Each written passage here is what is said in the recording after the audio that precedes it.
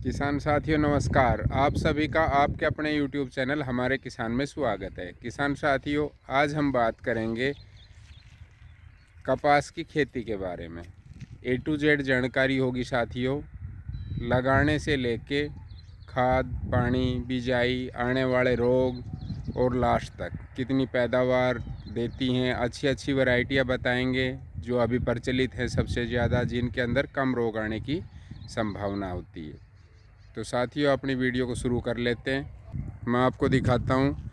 इस खेत के अंदर बारिश आ गई थी साथियों, कपास बोने की पूरी तैयारी कर ली थी। अभी दोबारा से जुताई करके इसके अंदर कपास लगाएंगे। तो इसका हमारा लगाने का तरीका साथियों मैं आपको बताता हूँ। इसके अंदर जो बीज की मात्रा है, यहाँ पे मेरे खारी पानी है साथियों, इसलिए यहाँ पे जो थैली आती है 1 किले की 1 एकड़ की, उसकी मात्रा होती है 475 ग्राम। तो वो कम रह जाती है साथियों, पूरी थैली की जमवार नहीं आज आती, इसलिए हम लगभग 1.5 थैली इसके अंदर लगाएंगे। खेत की तैयारी की बात करें साथियों, तो इसके अंदर 2 बार हैरू से जुताई, उसके बाद में 1 बार मैज।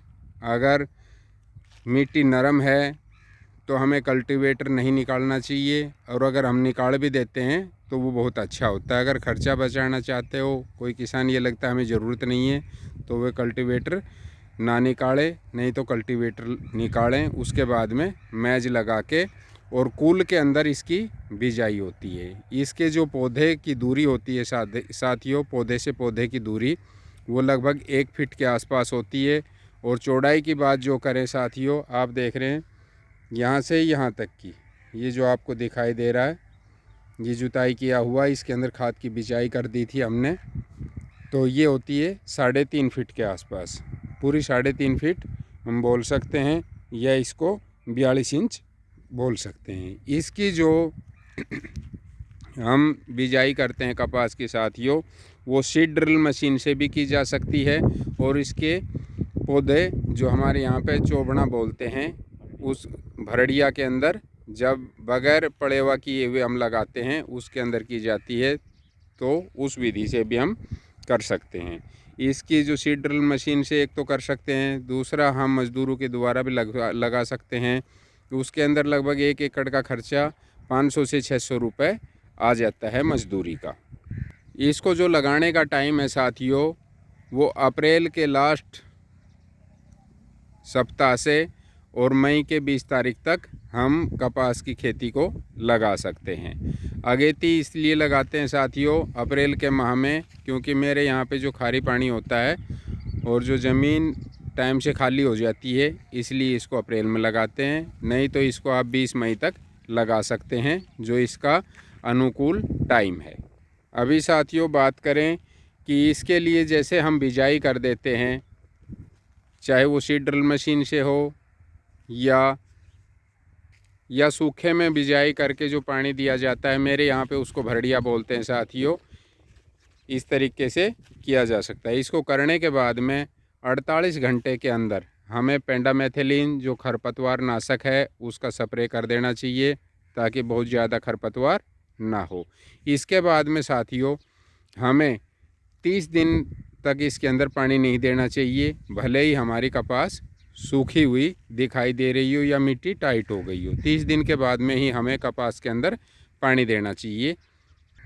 इसके बाद की बात कर लेते हैं साथियों, जो हमें जब बरसात का मौसम आ जाता है, 30 दिन बाद में हम पानी देते हैं। उसके बाद में सीधा हम चलते हैं जुलाई के अंदर। जुलाई के अंदर बरसात चालू हो जाती है और 10 जुलाई के आसपास इसके अंदर कीटों का प्रकोप बढ़ जाता है। उस टाइम हमें मोनो और पॉलीकोट, जो पॉलीकोट दवा है साथियों, मोनो है ये सफ़ेद मछली के लिए है, और पॉलीकोट जो है वो लाल सुंडी जो फड़ के अंदर चली जाती है और फड़ को नुकसान पहुंचाती है, उसके लिए होती है। एक स्प्रे हमें करना चाहिए। ठीक 20 दिनों बाद में अगर दोबारा से आपको कीट का प्रकोप अपनी फसल के अंदर दिखाई देता है, तो आपको 20 दिन बाद में फिर से यही दवा करनी चाहिए। इसके बाद में साथियों बात करते हैं बढ़वार के लिए। जुलाई महीने के अंदर ही हमें NPK 19-19-19 का स्प्रे करना चाहिए, इससे पौधे की ग्रोथ अच्छी चलती है। इसके बाद में साथियों बात करते हैं जुलाई के माह के अंदर इसके अंदर लास्ट जून और जुलाई माह के अंदर इसके अंदर फूल आना चालू हो जाते हैं। उस टाइम पे अधिक से अधिक फूल लेने के लिए और अच्छी फसल लेने के लिए हमें 13-045 NPK का स्प्रे करना चाहिए, जिससे कि फल फूल ज़्यादा आते हैं और हमारी फसल अच्छी होती है। इसकी तुड़ाई की बात कर लेते हैं साथियों। तो इसकी तुड़ाई जो है वो सितंबर माह से शुरू हो जाती है और इसकी तुड़ाई 2 या 3 बार में की जाती है। इसकी लागत की बात कर लेते हैं साथियों। तो लागत 1 एकड़ के अंदर लगभग 8,000 के आसपास रहती है। पैदावार की बात करें साथियों तो पैदावार 9 से 10 कुंटल तक इसकी आ जाती है। पहला पानी साथियों मैंने आपको बताया बिजाई के साथ में ही दिया जाता है। जो दूसरा पानी है वो 30 दिन के बाद में दिया जाता है। जो बिजाई का तरीका है, पौधे से पौधे की दूरी 1 फुट और जो चौड़ाई है वो 3.5 फुट या 42 इंच रखी जाती है। बिजाई जो इसकी है वो सीड ड्रिल मशीन से भी की जा सकती है और चोभे लगा के भी की जाती है। जो ये फसल होती है साथियों ये लगभग 5 माह की होती है।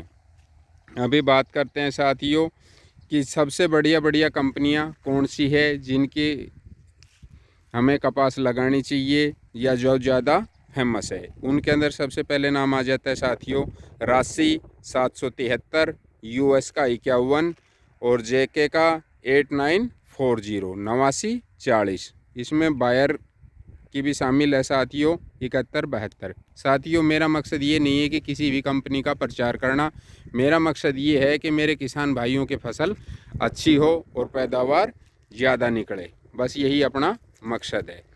अभी आपको कपास के बारे में एक और चीज़ बताता हूँ साथियों। जो देसी कपास हम लगाते हैं, सरकार हर जगह ये अगर देसी कपास लगाने वालों को मुआवजा देती है और फसल के अंदर अगर कोई नुकसान होता है तो उसका भी मुआवजा देती है और देसी कपास लगाने वालों को अलग से भी पैसा देती है।